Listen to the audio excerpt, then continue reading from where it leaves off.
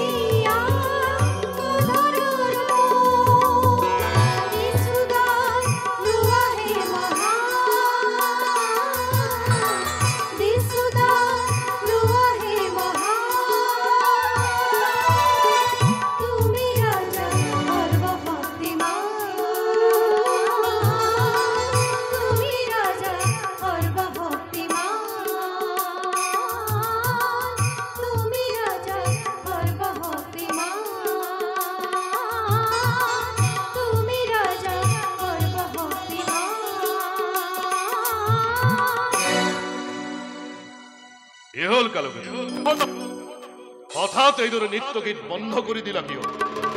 মহাৰাজ ৰৈ আছে সন্ত বসুদেৱ মহাৰাজ। বসুদেৱ আহিছে? হয় মহাৰাজ। আহিবলৈ দিয়া, আহিবলৈ দিয়া, আহিবলৈ দিয়া।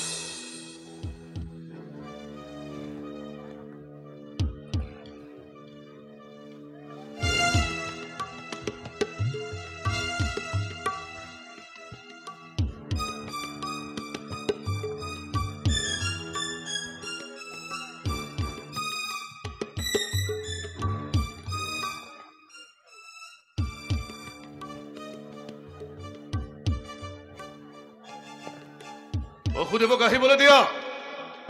বসুদেৱ আহা, তোমাৰ বাবে মই প্ৰমোদ কক্ষত অপেক্ষা কৰি আছো।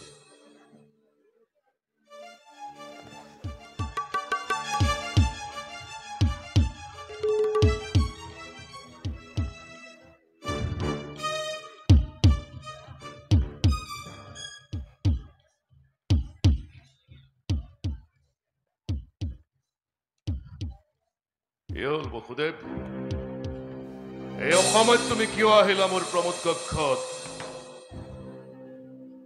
মহাৰাজ পূৰ্বৰ প্ৰতিশ্ৰুতি ৰক্ষা কৰি হা লৈ আহিছো দৈৱকীৰী গৰ্ভজাত দৈবকীৰ গৰ্ভজাত অষ্টম সন্তান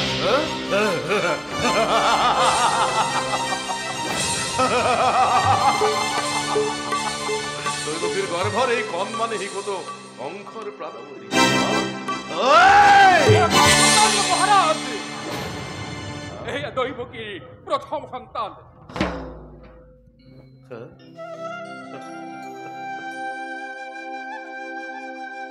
এমান সুন্দরে হিকু তরা ভরা আকাশর যেনিতি উজ্জ্বল নক্ষত্র ধন্য বকুল দৈবকীর প্রাণর বিনিময় করি গেল যে অঙ্গীকার আখরে আখরে করিসা পালা আর ধন্য মোর ভগনী দৈবকী হদ্জাত হেখো তুলির সে কাল রূপী কঙ্কর খাত নাই না দৈবকীর গর্ভর প্রথম সন্তানৰ পৰা মোৰ তো নাই কোনো মৃত্যু ভয় লৈ যাব এয়া গৈ তুলি দৈবকীৰ কোলাত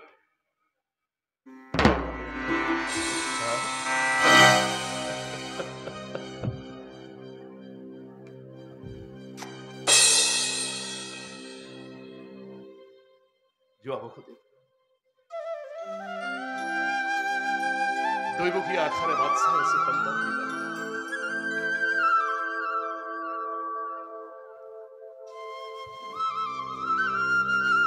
চিৰদিন প্ৰাণহম মৃত্যুতা মোৰ থাকিব অতোট আৰ দৈবকীকো জনাবগৈ মোৰ বকুৰ চৰে ভাল মহাৰাজ আপোনাৰ আজ্ঞাকে কৰিম পালন শোকাতুৰ দৈৱকীক দেউঘৈ সুখৰ বতৰা ভগদেৱ যে মুহূৰ্ততে ভূমিষ্ঠ হব দৈবকীৰ গৰ্ভৰ অষ্টম সন্তান তুৰন্তে আনি তুলি দিবা কঙ্কৰ হাতত ভাল মহাৰাজ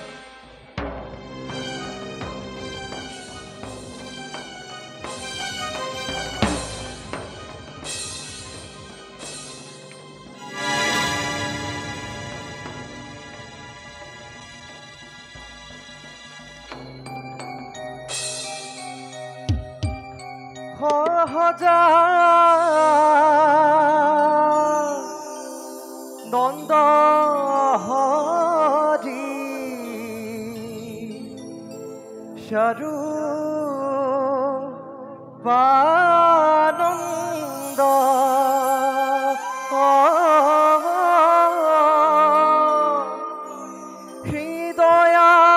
হৃদয়ানন্দ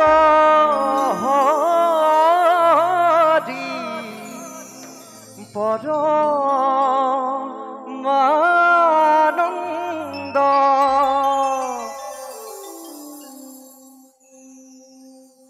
দেবৰ্ষী নাৰদ হয় মহাৰাজ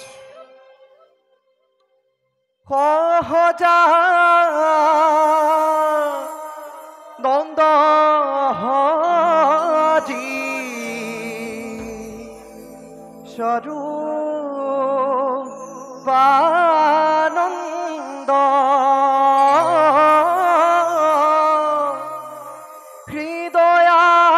হৃদয়ানন্দ হৰি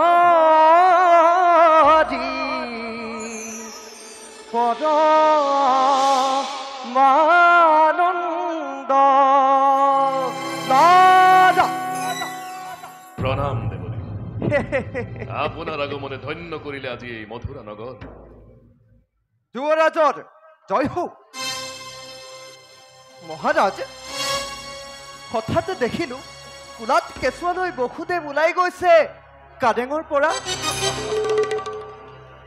দৈবকীৰ বাহি বিয়াৰ দিনা হয়েছিল এক অদ্ভুত দৈত্যবাণী দৈবকীৰ গৰ্ভজাত অষ্টম সন্তানে বলে কঙ্কক কৰিব নিধন নাৰায়ণ আৰু সেয়া আছিল দৈবকীৰ গৰ্ভৰ প্ৰথম সন্তান আৰু সেইবাবে মই মুক্তি দিলো দেবৰ্ষী মহাৰাজ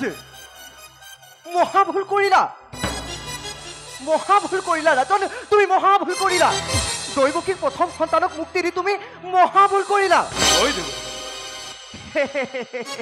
ভাবিছিলো মহাৰাজ হাস্যজ্ঞত বিদগ্ধ পণ্ডিত দেৱৰ পিছে পিছে আৰু কি দেৱৰ কি মহাৰাজ হা? চোৱা এই পাহে অষ্টদল পদ্ম ইয়াৰ বাৰু কোন পাহে প্ৰথম আৰু কোন পাহে অষ্টম তুমি জানো ক'ব পাৰিবা চোৱা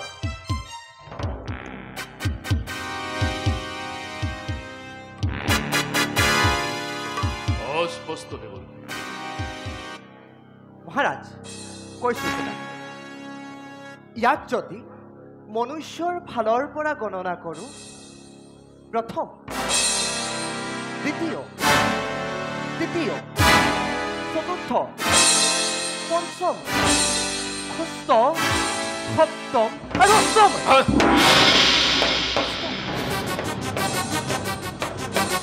আৰু ৰাজন ইয়াক যদি দেৱতাৰ ফালৰ পৰা গণনা কৰা প্ৰথম দ্বিতীয় তৃতীয় চতুৰ্থ পঞ্চম ষষ্ঠ সপ্তম আৰু অষ্টম মনুষ্যৰ ফালৰ পৰা প্ৰথম আৰু দেৱতাৰ ফালৰ পৰা অষ্টম ৰাজন প্ৰথমে অষ্টম অষ্টমে প্ৰথম প্ৰথমে অষ্টম অষ্টমে প্ৰথম ৰাজন প্ৰথমে অষ্টম অষ্টমে প্ৰথম প্ৰথমে অষ্টম অষ্টমে প্ৰথম ৰাজন প্ৰথমে অষ্টম অষ্টমে প্ৰথম উপায় উপায় কি দেৱৰ কি উপায় কি উপায় আছে ৰাজন উপায় আছে তুমি দৈৱকী বসুদেৱী দৈৱকীৰ প্ৰথম সন্তানক তুমি বধ কৰা আৰু আৰু বসুদেৱী দৈৱকীক বন্দী কৰা মহাৰাজ বসুদেৱ দৈৱকীক লোহাৰ জিঞ্জিৰি লগাই নিক্ষেপ কৰা মথুৰাৰ অন্ধকাৰ কাৰাগাৰত অনেক মহাৰাজ আৰু শুনা মহাৰাজ তোমাৰ পিতা উগ্ৰসেনো মোৰ পিতা উগ্ৰসেন তোমাৰ পিতা উগ্ৰসেনকো তুই বিশ্বাস নকৰিবা তেওঁ সমস্ত মথুৰাৰ প্ৰজাৰ লগ লাগি তোমাৰ বিৰুদ্ধে ষড়যন্ত্ৰ কৰিছে তোমাৰ বিৰুদ্ধে ষড়যন্ত্ৰ কৰিছে গতিকে তেওঁকো তুমি অতি সোনকালে বন্দী কৰা আৰু ৰাজতন্ত্ৰ হাতত তুলি লোৱা তেন্তে সেই হ'ব। মহাৰাজ এতিয়া মই আহিলো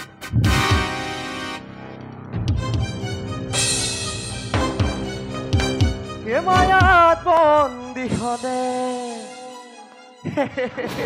ৰাজন মনতে ৰাখিবা প্ৰথমে অষ্টম আৰু অষ্টমে প্ৰথম প্ৰথমে অষ্টম অষ্টমে প্ৰথম ৰাজন মই এতিয়া আহিলো নাৰায়ণ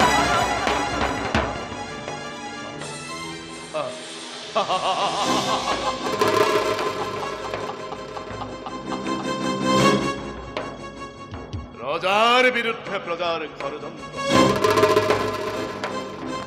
উত্তৰ বিৰুদ্ধে পিতৃৰ ষড়যন্ত্ৰ এয়া ৰাজনীতি ৰাজনীতি পিতা পুত্ৰৰ কোনো সম্বন্ধ নাই ধৰ্মৰ প্ৰচণ্ড আদেশ মোৰ বৃদ্ধ পিতা উগ্ৰসেনক লোহাৰ জিঞ্জিৰি লগাই নিক্ষেপ কৰা মথুৰাৰ অন্ধকাৰ কাৰাগাৰত মহাৰাজ আপনাৰ আদেশ মানে কেবল উগ্ৰসেনাই কিয় সমস্ত মথুৰাৰ যাদব গাঁৱত মই টপ টপকৈ জুই জ্বলাই দিম ইহঁতৰ শস্য শ্যামলা খেতি পথাৰ শীতল কুঞ্জ কুটিৰি টপ টপকৈ জ্বলি উঠিব ধুমুহা বৃষ্টিপাত অগ্নিপাত ইহঁতৰ ঘৰে ঘৰে কন্দুলৰ ৰোল উঠিব মহাৰাজ কন্দুলৰ ৰোল উঠিব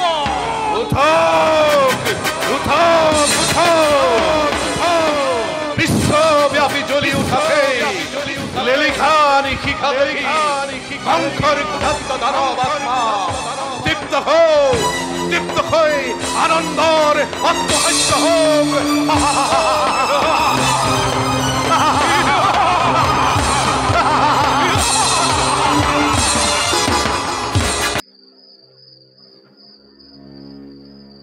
অক্ৰোৰে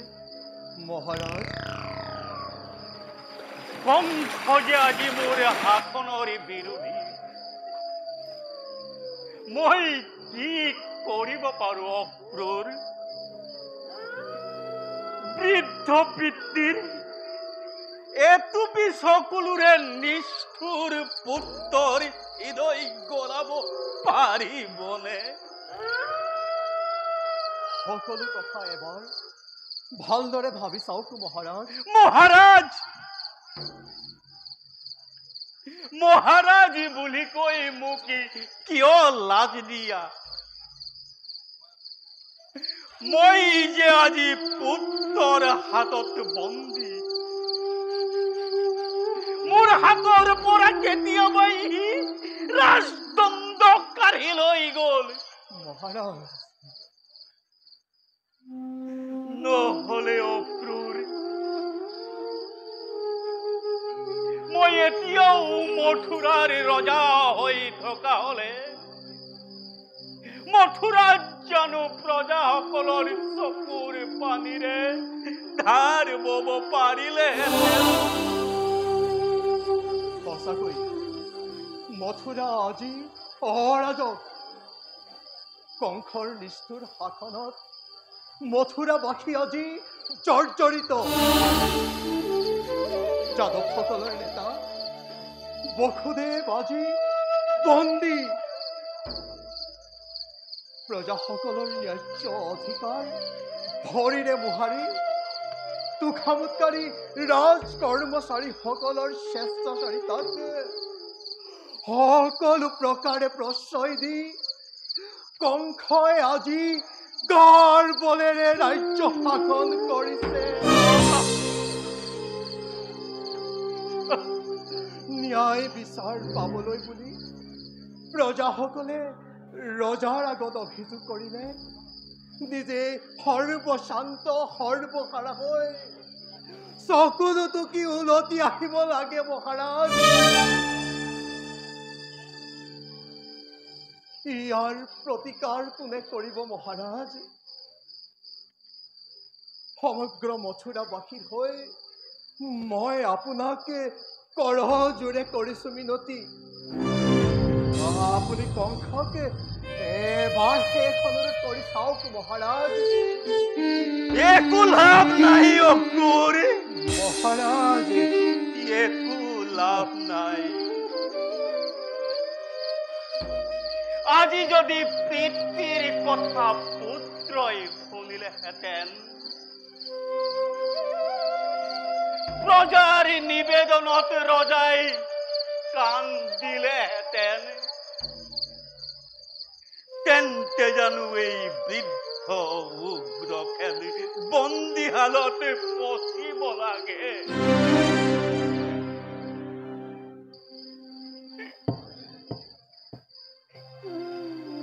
মহন্ত বাসুদেৱ হতভাগিনী দৈৱকীৰ বিনা দোষী ছয় অজান শিশুৱে অকালতে যমৰ আলহী হব লাগে মহাৰাজ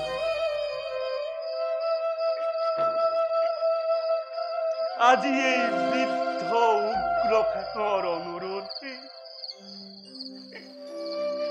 এটা সামান্য প্ৰহৰীও ৰক্ষা নকৰে অক্ৰূৰ মহাৰাজ মহাৰাজ কালি মই সপোনতে জানিব পাৰিছো ভগৱান নাৰায়ণে হেনো আমাৰ যদুবংশত জন্মগ্ৰহণ কৰিব যদুবংশত হয় মহাৰাজ লগে লগে মনত পৰিছে মোৰ সেই ভীষণ দৈৱবাণী কথা দৈৱবাণীৰ কথাই সঁচা হওক অক্ৰূৰ দৈৱবাণীৰ কথাই সঁচা হওক মোৰ এটা পুত্ৰৰ কল্যাণত সহস্ৰ লক্ষ পুত্ৰৰ কল্যাণ হওক ভগৱানৰ শ্ৰী চৰণত মই তাকেই প্ৰাৰ্থনা কৰিছো অক্ৰূৰ তাকেই মিনতি কৰিছো মথুৰাবাসী আজি দুৰ্ভাগ্য বিনা কাৰণত আপোনাৰ নিচিনা পিতৃবৎসল মৰমীয়াল নিপতি শাসনৰ পৰা মথুৰাবাসী আজি বঞ্চিত হৈছে। ঈশ্বৰে আপোনাকে দীৰ্ঘজীৱী কৰক মহাৰাজ, দীৰ্ঘজীৱী কৰক। পুনৰ আপোনাৰ অধীনত থাকিলে মথুৰাবাসীয়ে ৰাম ৰাজ্য পাবলৈও হেঁপাহ নকৰে মহাৰাজ। ৰাম ৰাজ্য পাবলৈও হেঁপাহ নকৰে। মই আৰু জীয়াই থাকিবলৈ হেঁপাহ নকৰো মহাৰাজ। মৃত্যুৱেই মোৰ বাবে আজি শ্ৰেষ্ঠ। মহাৰাজ প্ৰজাপালক ৰজা যদিও মই অতীতৰ কথা তথাপি অক্ৰূৰ মহাৰাজ মোৰ চকুৰ আগত প্ৰজাসকলৰ অত্যাচাৰে সহ্য কৰি থকাটো বৰ কঠিন হৈ পৰে। মই চাই থাকিব নোৱাৰো। পিতৃৰ আগত পুত্ৰৰ যন্ত্ৰণা, ৰজাৰ আগত প্ৰজাৰ অত্যাচাৰ, কিমান নিৰ্মম, কিমান কৰুণ মই তাক আজি ভালদৰে উপলব্ধি কৰিছো।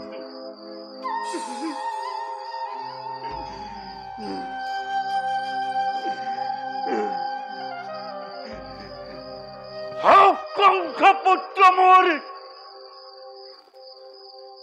তথাপি অক্ৰূৰ মহাৰাজ বয়সৰ উৎপীড়নী নোহোৱা হলে এবাৰ তাৰ বিৰুদ্ধে সকলো অত্যাচাৰী অনাচাৰৰ বিৰুদ্ধে বিদ্ৰোহী হৈ থিয় দিলোহেঁতেন। সিংহৰ দৰে গৰজি উঠি নিষ্ঠুৰী কুলাংগাৰ পুত্ৰৰ বুকুটি তীক্ষ্ণী বহুৱাই দিলোহেঁতেন।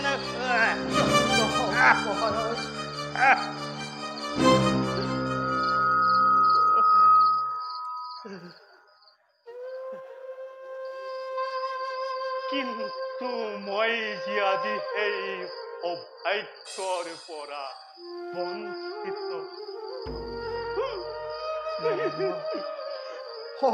অহাই শিশুৰি দৰে ভীৰুতাৰ দৰে পৰৰ বুজা হৈ মই যে আজি ভাৱে ঘিণ লগা জীৱন যাপন কৰিছো। অক্ৰূৰ, ঘিণ লগা জীৱন যাপন কৰিছো। সকলো নিয়তিৰ লীলা মহাৰাজ।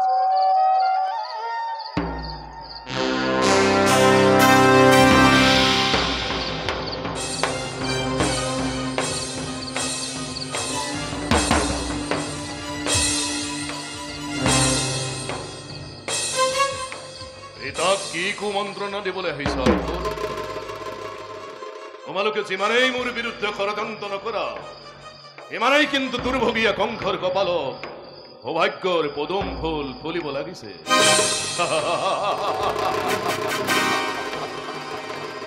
পিতা, তোমালোকৰ দৰে ৰাজলক্ষ্মী বন্দিনী আজি কংসৰ ৰাজ অন্তঃপুৰ। কংসৰ ভয়ত বিধাতায়ো আজি সাৱধানে বিধিলিপি লিখিবলৈ বাধ্য হল। পিতা, মই আজি এনেবোৰ মই মতালিৰ কথা শুনিব নিবিচাৰো। মোক অলপ শান্তিৰে থাকিবলৈ দে কংস। তোমাৰ মতে কথা নহব পিতা, মোৰ ইচ্ছা মতে চলিব লাগিব। তুমি শুনিবলৈ ইচ্ছা নকৰিলো মই যে তোমাক শুনাবলৈ অতি ইচ্ছুক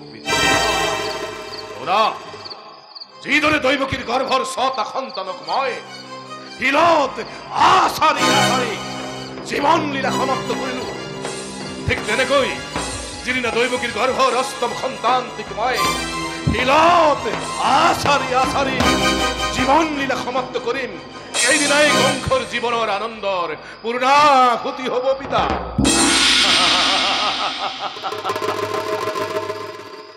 এই দিনলৈ আৰু বেছি দিন অপেক্ষা কৰিব নালাগে পিতা। এই শুভ দিন অতি সমাগত।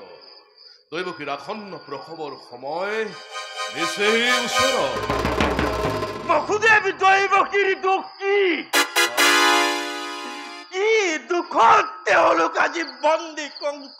কেৱল বন্দীয়েই নহয় পিতা, প্ৰহৰীৰ সতৰ্ক দৃষ্টিৰ মাজত শৃংখলাবদ্ধ দুয়োজন। নাই নাই, তুমি একো চিন্তা নকৰিবা। কংসৰ প্ৰাণবলী আগমনৰ নিমিত্তে মই সকলো আদৰ অভ্যৰ্থনা সম্পূৰ্ণ কৰি ৰাখিম।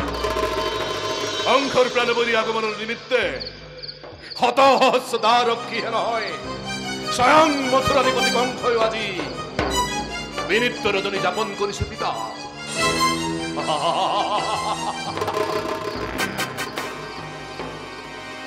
মই আহো পিতা, তোমাক মই এই শুভ সংবাদটো দিবলৈহে আহিছো।